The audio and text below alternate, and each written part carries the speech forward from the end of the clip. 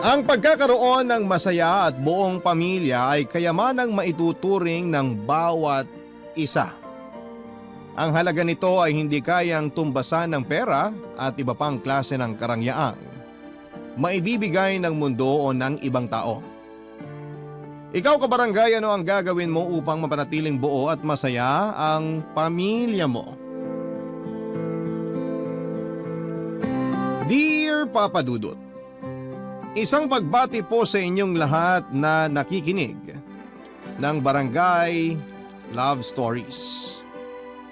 Itago niyo na lamang po ako sa pangalang Danilo or Danny for short mula po sa Batangas City. 37 anyos na sa kasalukuyan, may asawa at 8 anak.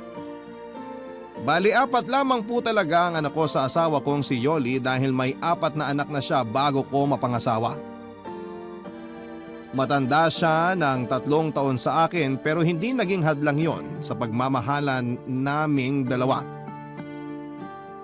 Bunso po ako sa 5 magkakapatid.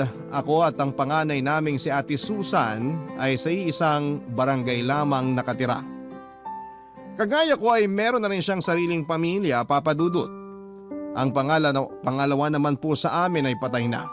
Ang pangatlo at pang-4 ay parehong nasa probinsya dahil doon ang mga ito kapwa nakatagpo ng mga naging asawa nila. Ulilang lubos na rin kami at si Ate Susan na ang tumatayong magulang para sa aming magkakapatid, Papa Dudut. Ang asawa kong si Yoli ay biyuda ng namatay kong kuya. TB ang kinamatay nito. Bukod sa hindi naagapan ay mas lalo pang lumala dahil hindi ito nagpaawat sa kanyang bisyo. Naging masyadong matigas ang ulo. Hindi nakinig sa mga payo namin ni na Ate Susan pati na rin sa sarili nitong asawa. Buhay pa ng mga panahong yon ang aming ina at labis itong nasaktan at nagdamdam sa pagkawala ni kuya. Lalo pa at may naiwan itong asawa at 4 na anak. 26 anyos pa lamang noon si Yoli, 28 si kuya at ako naman ay 23. Hindi raw talaga naging magnobyo sina Yoli at ang kuya ko. Nagkakilala lamang sila noong minsang bumaha ng matindi rito sa lugar namin. 17 anyos pa lamang noon si Yoli at si kuya naman ay 19. Hindi nagdalawang isip noon ng kuya ko na tulungan si Yoli. Binuhat niya ito hanggang sa makatawid sila sa kabilang ibayo, malapit sa palengke. Hindi nalintanan ni kuya ang halos hanggang bewang at rumaragas ang baha pati na rin ang napakalakas na ulan.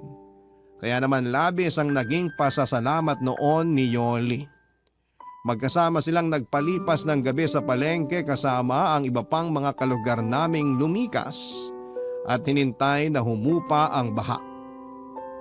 Nang malaman ng isa sa mga tiyuhin ni Yoli ang nangyari ay kaagad na kinausap ang kuya ko at sinabihang kailangan nitong pakasalan si Yoli sa lalong madaling panahon. Pero dahil parehas pa silang menor de edad ng mga panahon na yon, nagpa siyang buong pamilya ni Yoli na pagsamahin na lamang muna ang dalawa kahit na wala pang basbas ng simbahan. Bagamat wala namang dapat na panagutan si kuya lalo at hindi naman sila nagkaroon ng relasyon, ay wala na itong nagawa pa. Masyadong mahigpit ang pamilya ni Yoli at sinunod pa rin ang makalumang tradisyon pagdating sa pag-aasawa. Dahil daw nahawakan na ni kuya ang katawan ng dalaga nila ay kinakailangang magpakasal na ang dalawa. At makalipas nga ang 1 taon, 1 linggo lang halos matapos magdebo si Yoli ay kinasal na sila ng kuya ko. Wala naman daw pagsisisi si Yoli sa kabila ng maagang pag-aasawa dahil bukod sa magandang lalaki si kuya ay mabait din at napakasipag.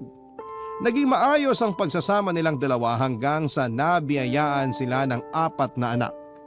Pero hindi raw akalain ni Yoli na kung gaano siya kaagang nakapag-asawa ay ganon din siya kaagang mabubiyuda, Papa Dudut.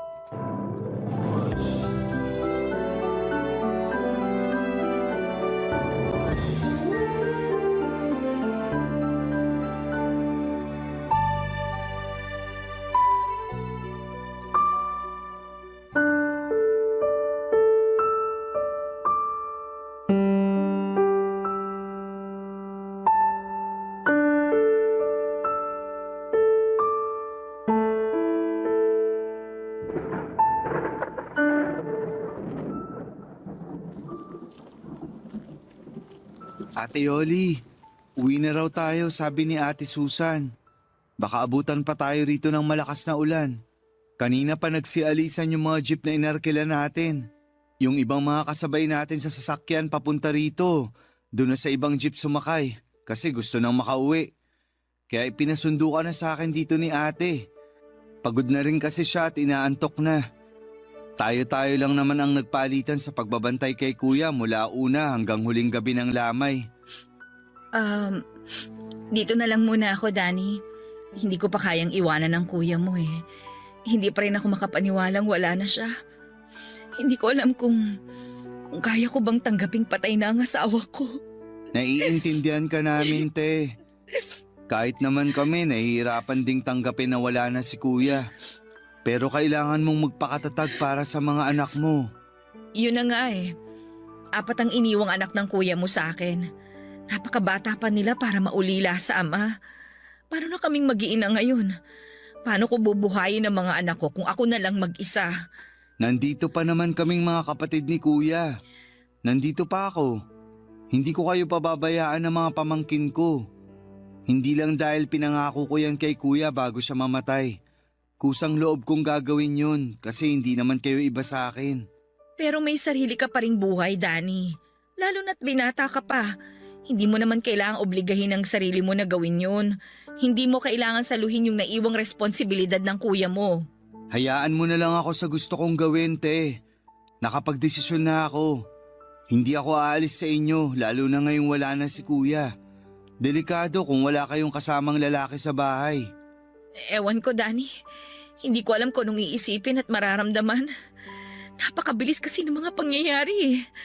Parang kahapon lang masaya pa kaming nagpaplano ng kuya mo para sa pamilya namin. Para sa kinabukasan ng mga bata. Tapos ngayon, nandiyan na siya sa ilalim ng lupa. Hindi na niya masasaksihan ng paglaki ng mga anak namin. Kung bakit naman kasi napakatigas ng ulo niya eh. Sinabi ko nang tigilan na ang pag-inom at paninigarilyo pero sige pa rin. Kung nakinig lang siya sa amin ni Ate Susan, edi sana buhay pa siya hanggang ngayon. Hindi na natin mababago ang mga nangyari na, ate. Siguradong may dahilan ng Panginoon kung bakit maagang nawala sa atin si kuya. Bilang ina, hindi ka dapat panghinaan ng loob. Kailangang mas maging matibay ka ngayon dahil 4 na bata ang umaasa sa'yo.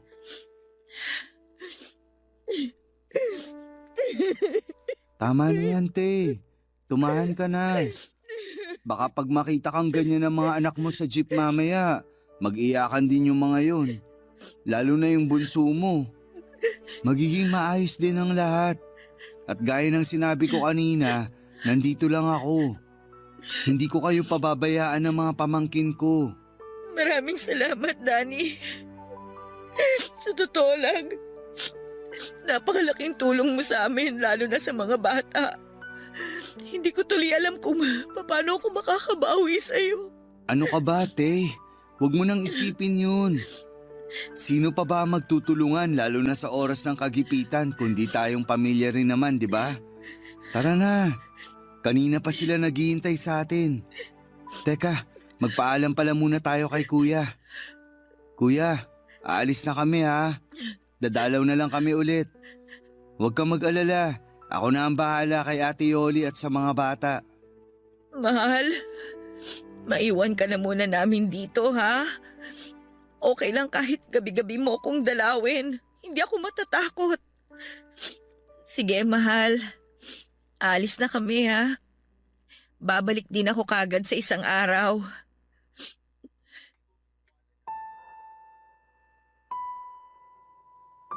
Bago ako tumira noon sa kuya ko Papa Dudut ay nagtrabaho muna ako ng ilang taon sa Rizal bilang panadero.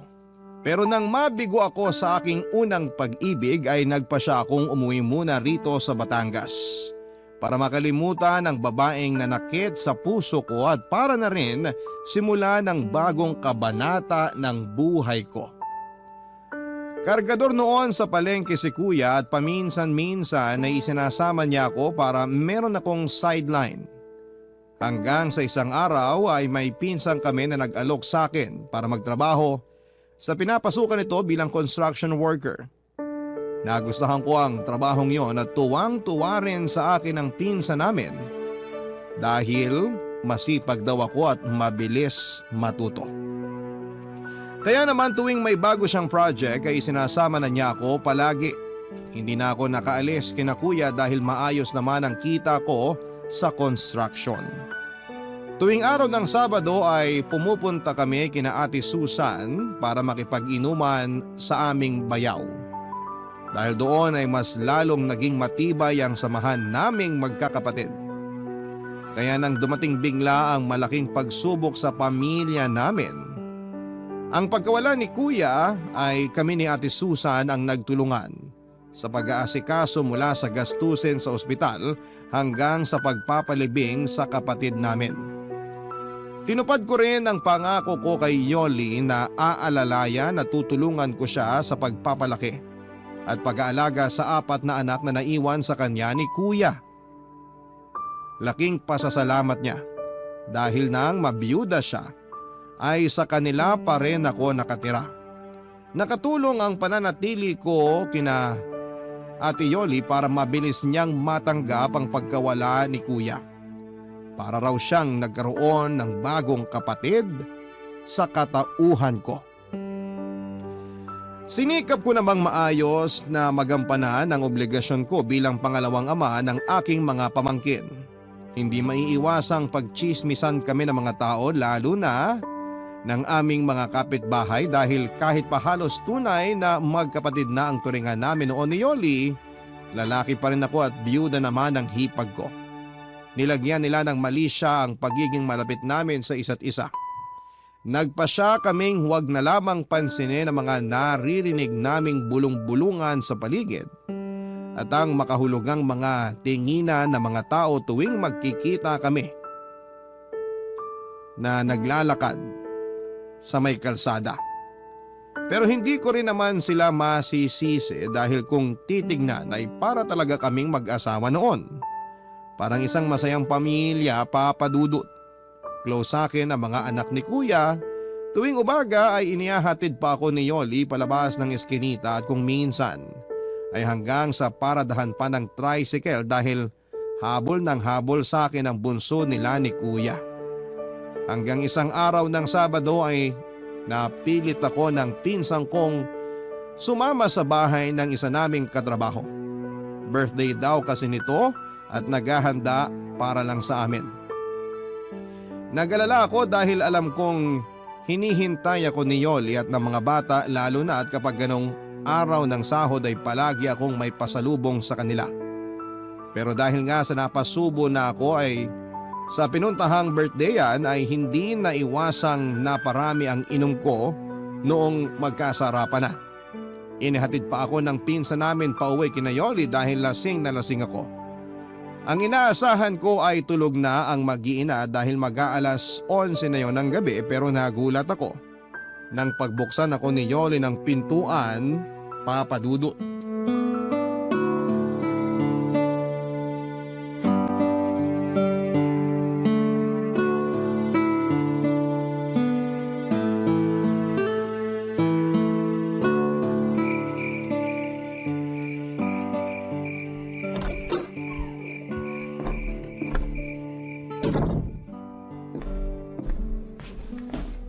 Bakit gising ka pa, Ate Yoli?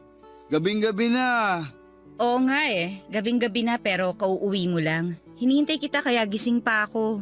Naku, pasensya na kayo. Wala akong nabiling pasalubong ngayon. Yung mga bata, kamusta? Napuyat kaya hintay sa'yo yung mga bata lalo na si Bunso. Dati naman palagi ka maaga kahit Sabado. Saan ka ba galing? Nag-alala tuloy ako sa'yo kasi ngayon ka lang umuwi ng ganitong oras. Talaga? Nag-alala ka sa akin? Oo nga, nag-alala ako kasi akala ko kung napaano ka na. Teka, hindi mo pa sinasagot yung tanong ko kung saan ka nang galing Mukhang lasing na lasing ka. May hindi ka ba sinasabi sa akin? May problema ba? Naku, wala namang problema. May nag-birthday lang kaming katrabaho kaya ayun, napilit nila akong sumama at uminom. Hindi na tuloy ako nakabili ng pasalubong para sa inyo. Naku, wag mo nang isipin yung pasalubong. Ang mahalaga, nandito ka na at ligtas ka na nakauwi. Ano, kakain ka pa ba? Tinirang kita ng ulam, bopis na manok, yung paborito mo, maanghang. Wow, talaga? Sayang. Ang sarap sana ng bopis, kaya lang busog na ako, te. Maraming handa sa pinuntahan namin. Bumaha rin ng alak, kaya nalasing talaga ako. Sa pulutan pa nga lang busog na ako. Lalo na sa inihaw na liempo at sabaw ng goto. Ganun ba? E di ililigpit ko na itong mga pagkain. Bukas mo na lang kainin, hindi naman ito mapapanis. Salamat sa paghintay na makauwi ako, Ate Yoli, ha. Salamat din sa bopis. Kahit bukas ko pa matitikman. Alam na alam mo talaga paborito ko. Wala yon. Napakalit na bagay kumpara sa lahat ng tulong at sinakripisyo mo para sa aming mag-iina. O siya, bago pa tayo magkaiyakan dito aakit na ako. Kanina pa ako inaantok. Nilabanan ko lang kasi walang magbubukas ng pinto pagdating mo. Magpalit ka muna ng damit mo bago ka matulog, ha? Sandali lang, Ate Yoli. O bakit? Nasusuka ka ba? Ay naku, yan ang problema kapag nasobrahan kayong magkapatid sa pag-inom. Sukahin kayo Hindi naman kita pinagbabawalang uminom, lalo na't binata ka. Pero sana sa susunod, huwag ka na magpapakalasing. Oo, nasusuka ako pero hindi dahil sa alak. Nasusuka ako sa pagmumukha ng kumpare nyo ni Kuya. Balita ako, dinidiskartehan ka raw nun. Paprangkahin na kita, Teoli. Hindi ko siya gusto para maging kapalit ni Kuya. Ano bang pinagsasasabi mo? Huwag mong sabihin niya ng dahilan kung bakit ka naglasing. Hindi yun ang dahilan. Bigla ko lang naalala ngayon yung tungkol doon, kaya nabanggit ko sa'yo. Kung gusto mo mag-asawa ulit, andito naman ako, ate. Bakit lalayo ka pa? Ako na lang. Mahal na mahal ko kayo ng mga bata. Hindi ko kayo pababayaan. Oh! Danny, ayos ka lang ba? Ano nangyari sa'yo? Bakit bigla ka natumba? Tumigil ka na nga sa pag-iyak mo dyan. Ay, halika na. Aalalayan kita para makahiga ka na. Ano, kaya mo bang tumayo? Ha?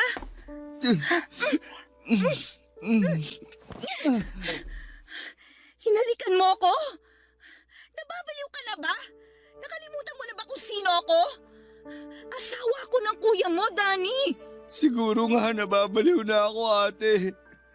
Nababaliw ako kasi gusto na kita. At gusto kitang maging asawa. Hindi ko alam kung kailan nagsimula ang nararamdaman ko para sa'yo. Kaya nung malaman ko na dinidiskartehan ka ng kumpare nyo, sobrang nagselos ako. Sa tingin ko hindi lang kita gusto. Mahal na yata kita. Ano pag sinasabi mo? Mali ang nararamdaman mo, ano ka ba? Kapatid lang ang tingin ko sa'yo. At saka, bakit ka ba umaarte ng ganyan sa akin? May girlfriend ka. Handa akong iwanan siya para piliin kayo ng mga pamangkin ko. Papadudot dahil sa bugso ng damdamin at dala na rin marahil ng labis na kalasingan, ay muli kong niyakap at hinalikan ang hipag ko, Papadudot. At sa pagkakataong yon ay hindi na siya tumanggi pa o nanlaban. Noong ko napagtantong pareho pala kami ng nararamdaman ni Yoli. Nang gabing yon ay inamin niyang nahuhulog na rin ang loob niya sa akin. Kagaya ko ay nagpipigil lang din pala siya ng damdamin dahil masyadong komplikado ang lahat. May girlfriend ako na umaasang pakakasalan ko at halos ilang buwan lamang ang nakalilipas mula nang mamatay ang kuya ko. Tiyak na pagpapiestahan kami lalo ng mga tsismosa naming kapitbahay. Inaalala rin namin noon ni Yoli ang magiging reaksyon ng aming mga pamilya, lalong-lalo na mga bata at si Ate Susan. Nag-usap kami ng masinsinan ni Yoli at inabot yon ng magdamag. Kahit na hindi ako nagkape ay nahimasmasan kagad ako nang malamang kong mahal niya rin pala ako. Talagang sobrang saya ko ng mga sandaling yon at pansamantala kong nakalimutan lahat ng alalahanin, pati na rin ang mga posibleng maging hadlang sa pag-iibigan naming dalawa. Walang ibang mahalaga para sa akin kundi kami lamang dalawa, Papa Dudut. Kaming dalawa lamang ni Yoli at ang nararamdaman namin para sa isa't isa. Barangay Love Stories. Barangay Love Stories. Nagkasundo kami ni Yoli na ilihim na lamang muna ang namamagitan sa amin, Papa Dudut. Bata pa noon ang mga pamangkin ko kaya walang nakahalata sa mga ito na may nagbago sa relasyon namin ng nanay nila. Kapag wala ang mga bata ay sinasamantala namin ni Yoli ang pagkakataon para pagbigyan ang init ng aming mga katawan. Kapwa naming alam na hindi pa dapat kami umabot sa ganong antas dahil wala pang isang taon mula nang mabiyuda siya pero hindi namin kinaya pang pigilan ang aming mga sarili. Maputi si Yoli, tuwid ang itim at hanggang balikat niyang buhok at medyo malaki ang mga mata. Pero bumagay naman sa hugis ng kanyang mukha. Sakto lamang din ang height niya at maganda pa rin ang hubog ng katawan kahit 4 na ang anak. Kaya hindi nakapagtatakang marami ang umaaligid noon sa kanya nang mamatay si kuya. At isa nga ako sa mga nahumaling sa alindog ng hipag ko. Aminado akong mas gwapo sa akin ang kuya ko lalo at pinaglihiraw ito ni inay kay Santo Niño. Pero nabihag din naman si Yoli ng pagiging chinito ko. Medyo may kapayatan ang aking katawan pero matangkad ako at makisig tingnan. Kulot ang aking buhok na naman na naming lahat na magkakapatid sa aming ama. Hindi nalalayo sa itsura ko ang mukha ng aking mga pamangkin kaya parang talagang nagmula sila sa akin. Hanggang sa dumating na nga ang araw na kinakatakutan namin. Lalong-lalo na ni Yoli. Nakarating na sa panganay kong kapatid na si Ate Susan ng chismis tungkol sa amin ng aking hipag. Isang araw ng Sabado pag uwi ko galing trabaho ay naabutan ko si Ate Susan sa bahay. Kausap ang namumutlang si Yoli, Papa Dudut.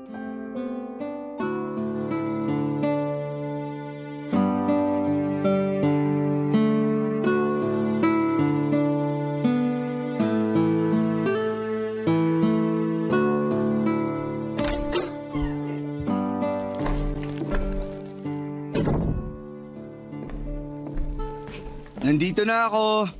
Oh, nakauwi ka na. Buti maaga ka. Oo nga.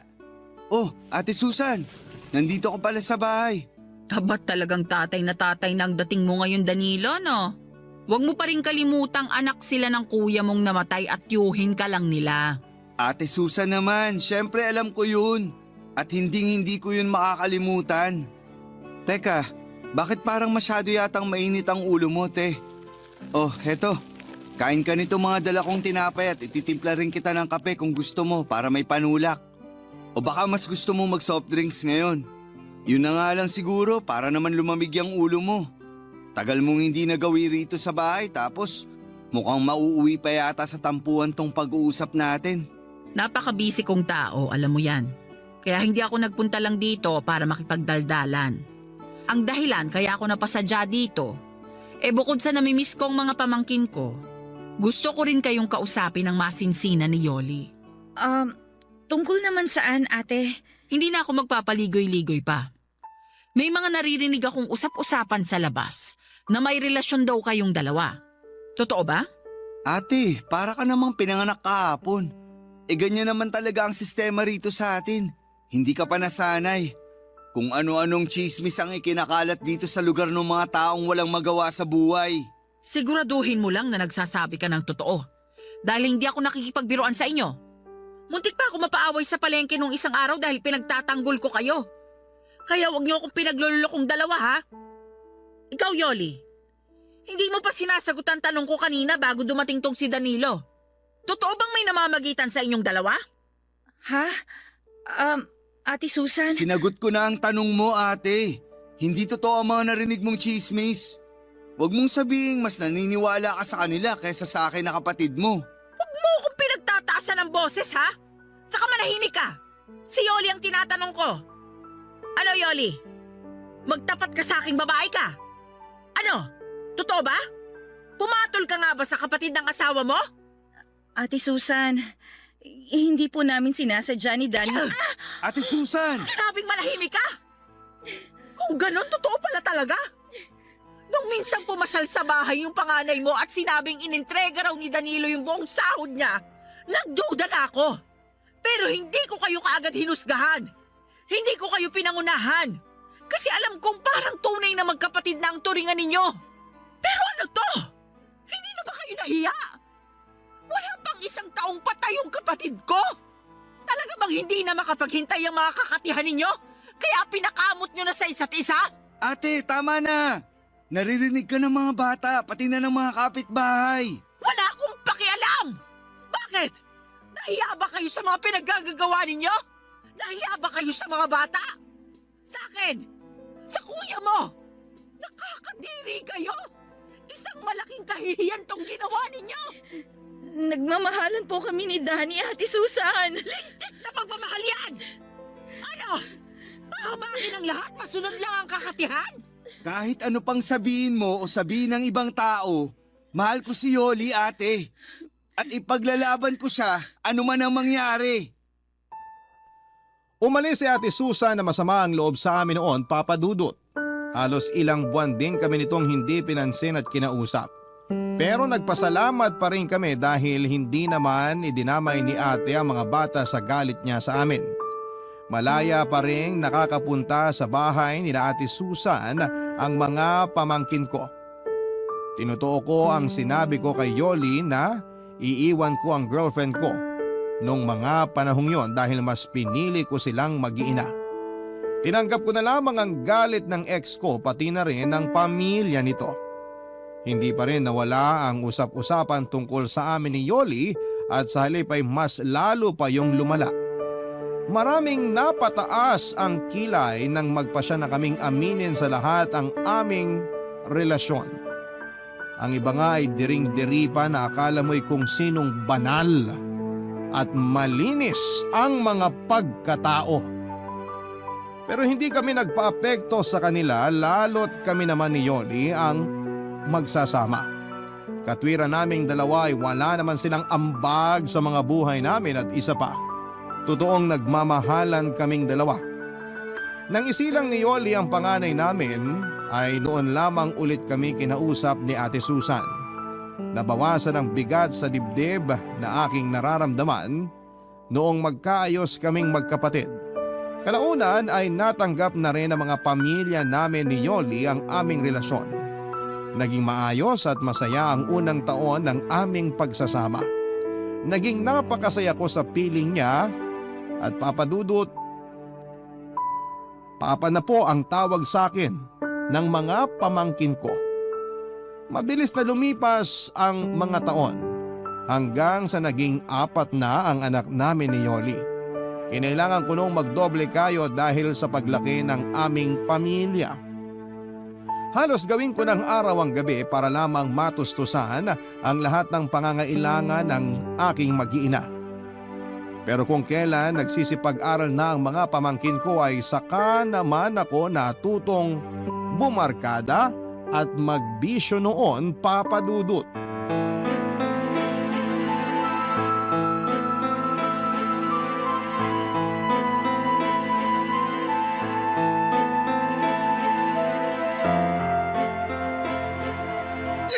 Ano ba, Danny? Ang aga-aga nagwawala ka dyan.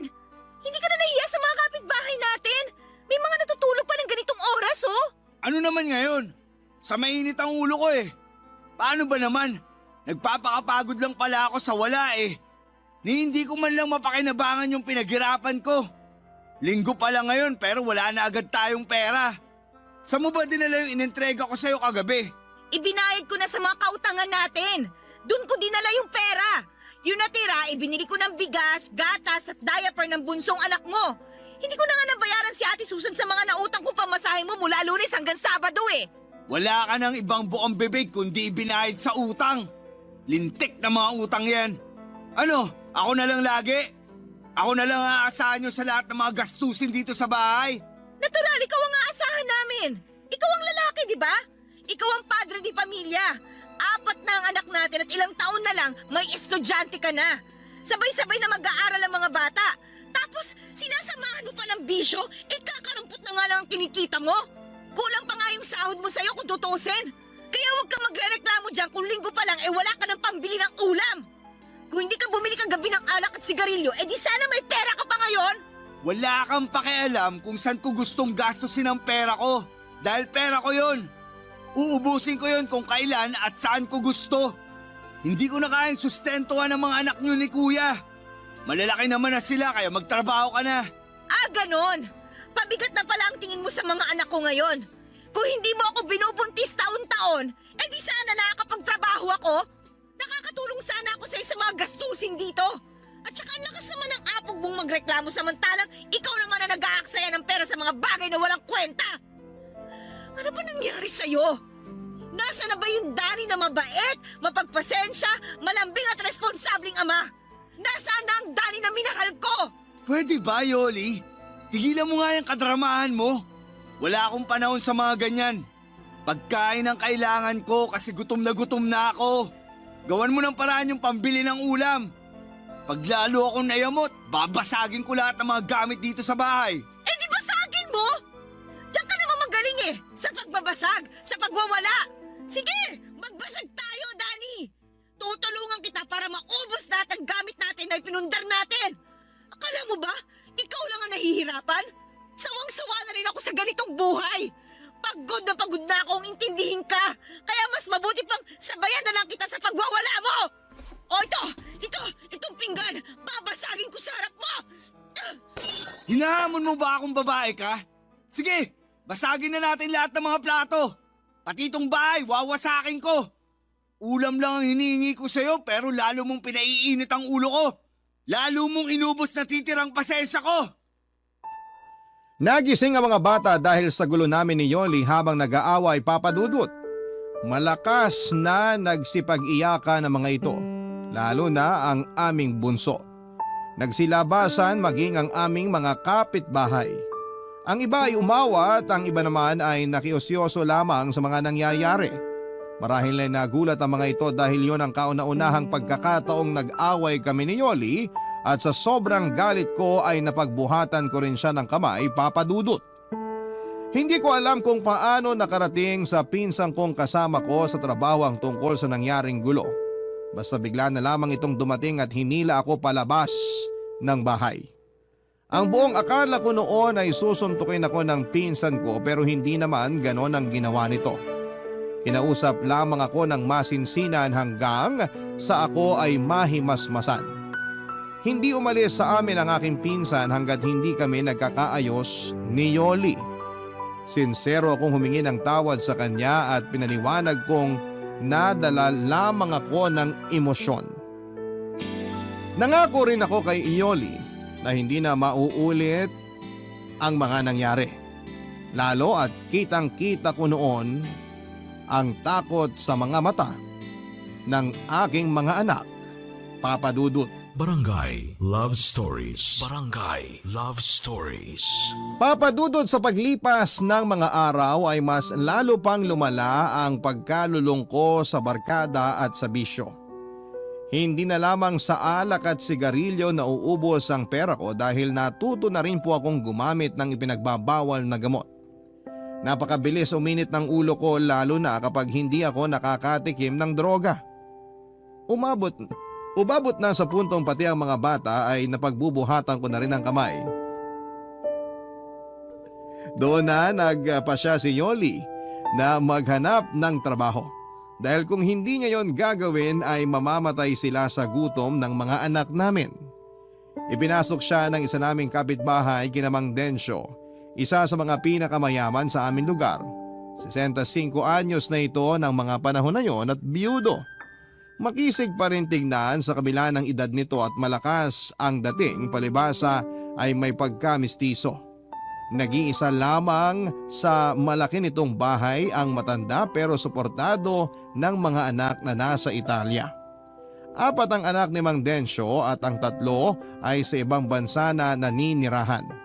Isa na lamang ang naiwang anak nito sa Pilipinas, ang bunsong lalaki na nag-aaral ng kolehiyo. Nung una ay 3 beses lamang kung magpunta si Yoli sa malaking bahay para maglaba at mamlansya. Tuwang-tuwa siya dahil maayos magpasahod si Mang Densyo at palagi pa siyang may dalang pagkain pag uwi sa bahay namin. Ako naman, Papa Dudut, ay natuwa rin ng mga panahong yon dahil solong-solo ko na ang aking sweldo.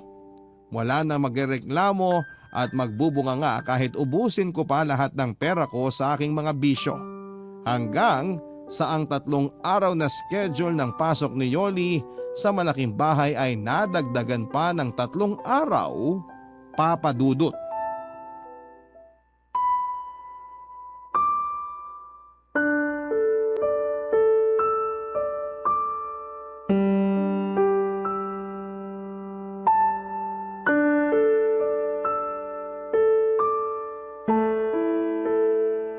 Oh, ayun ka na naman, Yoli.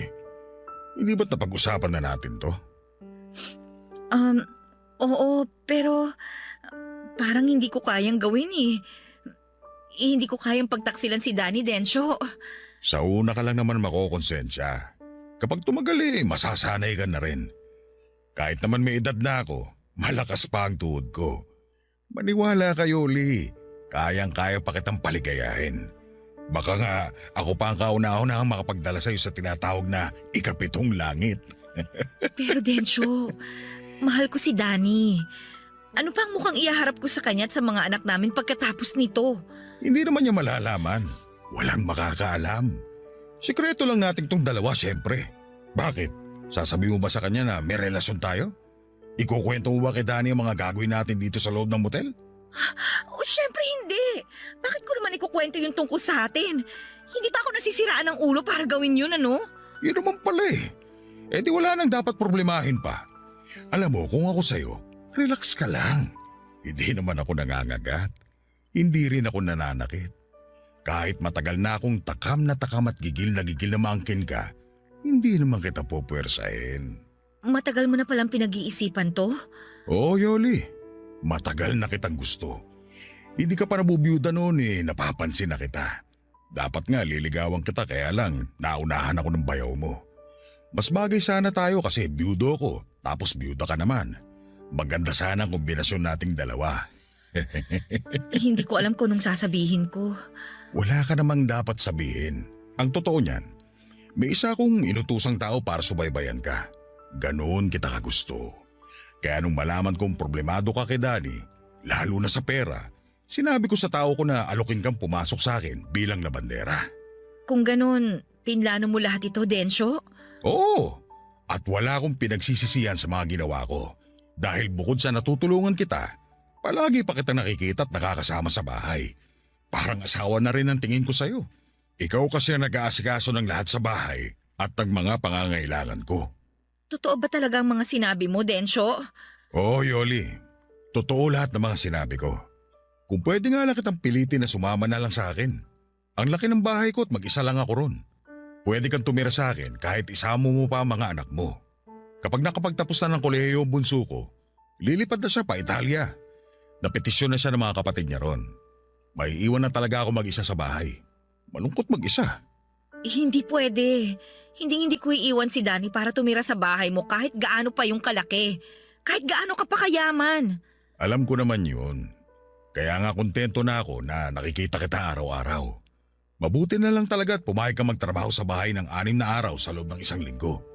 Alam mo ba, lagi kong pinagpapantasya na may nangyayari sa ating dalawa sa kama ng guest room ko. Madalas tuwing naghahanda ka ng pagkain sa kusina, doon tayo sa may lababo. O kaya sa sopa, sa lahat ng sulok ng bahay. Iniisip ko itsura mo habang pinaliligaya kita at pinaliligaya mo ko. Densyo! Pero dahil ginagalang kita, ay nagpigil ako. Matinding pagpipigil sa sarili ang ginawa ko. Alam mo ba yon? Kaya nang pumayag ka mag-motel tayo ngayon, halos mapatalon ako sa sobrang kaligayahan. Sa wakas, mapapasaking ka na rin. Matutupad na ngayon ang lahat ng mga pantasya ko noon. Ang bango mo talaga. At ang sexy mo rin sa suot mo ngayon. Lalo ko nang gigigil sa'yo. Sandali lang, Densyo. Tumatakbo ang oras. Sayang naman kung mauubos lang sa kwentuhan natin, di ba? Pwede naman nating ituloy yung pag-uusap natin mamaya pagkatapos nating paligayahin ang isa't isa. Alam mo ba na pinagandaan ko talaga ang araw na to sa sobrang kasabikan ko? Anong ibig mong sabihin? Meron akong ininom kanina sa bahay. Alam mo na, pampatibay ng resistensya, pampalakas ng tuhod. Alam ko kasing mapapalaban ako ng matindi ngayon, kaya dapat hindi ako mapahiya sa'yo. Ay naku, ano naman yung ininom mo? Baka kumapano ka niyan. Sana nagbalot ka na lang. Pampalakas din naman yun ng tuhod eh. Mas mabisa sa balot yung ininom ko, kaya ihanda mo ng sarili mo, Yoli. Tinitiyak ko sa iyong hindi mo malilimutan ang gabing to. Sandali, lalakasan ko lang yung aircon para mas malamig. Relax ka lang muna dyan, ha?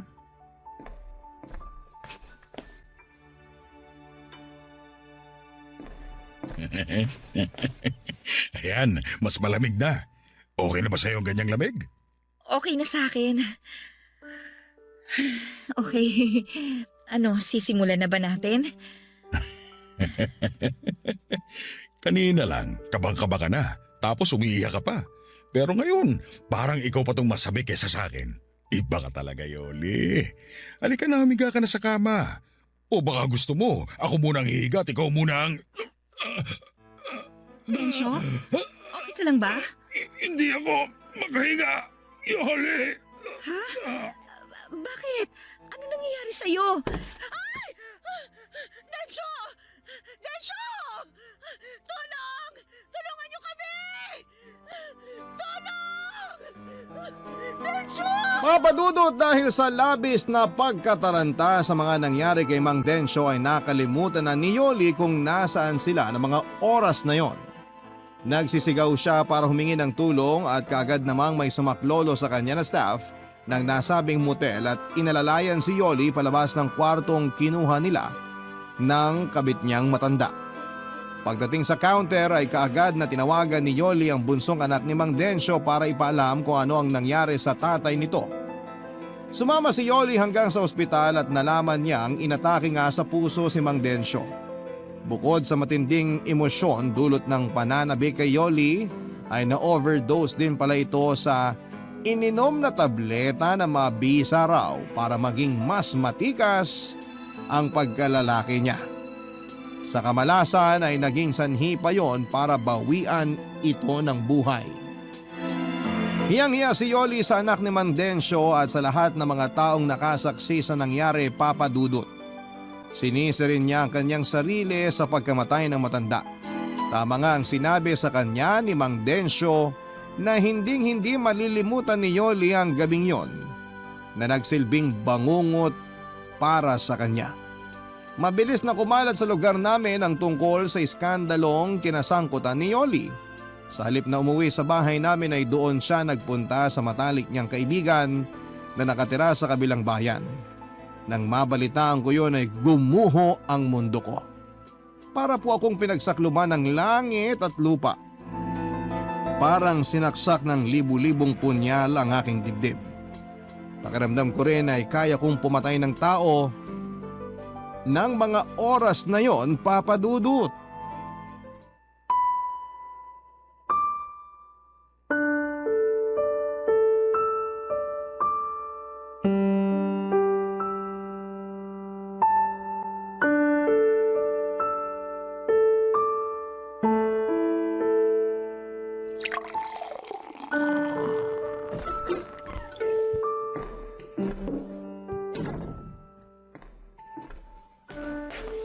Magaling! Napakagaling! Wala na nga kayong malamon. Nagagawa mo pang lumaklak ng alak, Danilo. Tinamaan ka talaga ng lintik, ano? Naku! Andito na naman pala ang ate kong bungangera at pakialamera. Ano? Masaya ka na ngayon? Wala na si Yoli. Hindi na umuwi rito mula nung matigok sa motel yung kabit niyang matanda. Sira na ang pamilya namin. Masaya ka na ba, ha, Ate Susan? Masaya na ba kayo? At ano naman ang dapat kong ikasaya sa nangyari, Aber? Hoy, ang kapal naman ang mukha mong pagsalitaan ako ng ganyan. Eh bakit? Nasasaktan ka? Kasi totoo. Kung di ko pa alam, ayaw nyo naman talaga sa relasyon namin ni Yoli. Nagkukunwari lang kayong tanggap nyo na kami pero ang totoo, hinihintay nyo lang na magkasira kami at tuluyan ng maghiwalay. Hoy Danilo! Dahan-dahan ka sa pananalita mo ha? Oo, totoong ayaw ko sa relasyon ninyo ni Yoli noon. At nasasaktan ako sa nakikita kong sitwasyon mo ngayon. Ate, hindi ako makapaniwala. Nagawa kong iputan ni Yoli sa ulo. Naging tapat ako sa kanya. Iniwan ko yung dating girlfriend ko para piliin siya at ang mga pamangkin ko. Ang sakit eh. Para akong mamamatay sa sakit. Ay naku Danilo! Tumahang ka na! Ano ba kasi itong pinasok mo? Alam ko namang napakalaki ng pagkukulang ko sa mag-iina ko, ate. Napabayaan ko sila na mapabarkada ako at natutong magbisyo. Pero sapat na dahilan ba yun para lukuhin ako at pagtakasilan ni Holly? Para sumama siya sa matandang amo niya at magbiglang liko? Hindi kita masasagot dyan. Wala ako sa posisyon ni Yoli. Kaya hindi ko rin siya pwedeng husgahan. Hindi rin ako perpektong tao. Pero sa tingin ko, kaya niya nagawa yun dahil isa siyang ina. Isang ina na hindi kayang makitang nagugutom ang mga anak niya. Isang ina na handang gawin ang lahat para sa pamilya niya. Kahit kapalit ng pansarili niyang kapakanan. Kaya isinakripisyo ni Yoli ang dangal niya at tiniis ang kahihiyan. Tandaan mo ito, Danilo. May mga pagkakataong inaanay at bumabagsak ang haligi ng tahanan. Pero ang ilaw nito, hindi basta-basta mapupundi. Oo na. Aminado naman ako kasalanan ko kung bakit kinailangang magtrabaho ni Yoli, te. Dahil wala akong kwentang padre de pamilya. Isa akong inutil. Shh! Huwag mong sabihin yan, Danilo. Pareho kayong may pagkakamali ni Yoli. Hindi mo ba naisip na baka pagsubok lang ang lahat ng mga nangyayari sa pagmamahalan ninyo? Miss na miss ko na siya, ate. Miss na miss ko na si Yoli. Hinahanap din siya palagi sa akin ng mga bata, lalo na si Bunso. Pero hindi ko alam kung paano ipaliliwanag sa kanila ang lahat. Hindi ko alam kung nasan si Yoli. At kung paano ko siya makukumbinsing bumalik na rito sa bahay. Dahil sa kabila ng mga nagawa niya, mahal na mahal ko pa rin siya. At hindi ko kayang mabuhay nang wala siya, ate. Kailangang mag-usap kayo ng masinsinan ni Yoli. Hayaan mo. Titignan ko kung anong magagawa ko. Ay, sana naman, Danilo. Kapag nahanap ko si Yoli, kapag nakabalik na siya rito, ayusin niyo na ang pagsasama ninyo. Ang pamilya ninyo. Lalo na't nagsisilakihan ang mga pamangkin ko. Magsimula kayong muli. Magbago ka na. At bumalik ka na sa dating ikaw, Danilo. Oo, ate. Makakaasa kang susundin ko ang lahat ng mga payo mo. Maraming salamat sa lahat, eh. Salamat dahil kahit naligaw ako ng landas, andyan ka pa rin para damain ako at akahin pabalik sa tamang daan. Kapatid kita, Danilo. Ano man ang mangyari, pamilya tayo. Kaya sana, kapag nagkaayos kayo ni Yoli, ang Panginoon na ang gawin yung sentro ng inyong buhay at pagsasama. Papadudot pagkatapos ng pag-uusap naming yon ni Ate Susan ay saka pa lamang ako natauhan. Pakiramdam ko ay nawala bigla ang aking kalasingan. Iniligpit ko lahat ng kalat sa mesa at nilapitan ng 8 bata na noon ay mahimbing nang natutulog. Umupo ako sa isang sulok ng higaan at tinitigan sila. Hindi ko napigilang mapaluha noong maalala ko ang pangako ko noon kay Yoli at sa namayapa kong kuya na aalagaan ko silang mag-ina at hindi ko pababayaan. Labis kong pinagsisihan ang lahat ng nagawa kong mga pagkakamali at nangako sa sarili na gagawin ko ang lahat para mabuong muli ang pamilya namin ni Yoli. At sa tulong nga ni Ate Susan pati na ng iba pa naming kamag-anakan ay nahanap ko si Yoli. Nag-usap kami ng masinsinan, Papa Dudut. Umiyak siya habang humihingi ng tawad sa akin dahil sa naging karupukan niya sa tukso. Lumuluha rin ako habang sinasabi sa kanyang pinapatawad ko na siya at sana ay mapatawad na rin niya ako. Nagkaayos kami at nagkaunawaang muli ang aming mga puso.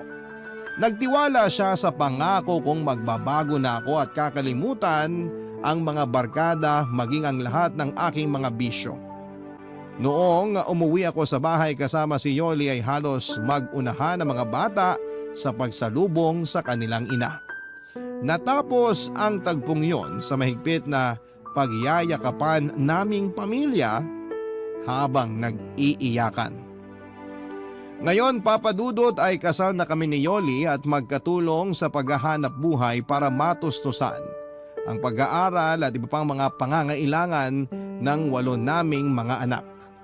Kagaya ng payo sa akin ni Ate Susan ay ginawa naming sentro ng aming buhay ang pagmamahalan at ang Panginoon. Ang 6 na araw na para sa pagtatrabaho ay nakalaan para sa aming hanap buhay at ang linggo naman ay para sa aming pamilya. Kinalimutan na po namin ang mga hindi magandang nangyari sa nakaraan. Sa hirap at ginhawa ay magkasama naming haharapin ang mga pagsubok, Papa Dudut. Maraming salamat po sa pagbabahagi ng aking kwento ng pag-ibig, buhay at pag-asa. More power po sa Barangay Love Stories at sa Barangay LS. Ang inyong forever kapuso at kabarangay, Danny. Nagustuhan ng iyong napakinggan? Ituloy yan via live stream sa www.gmanetwork.com/radio. Barangay LS 97.1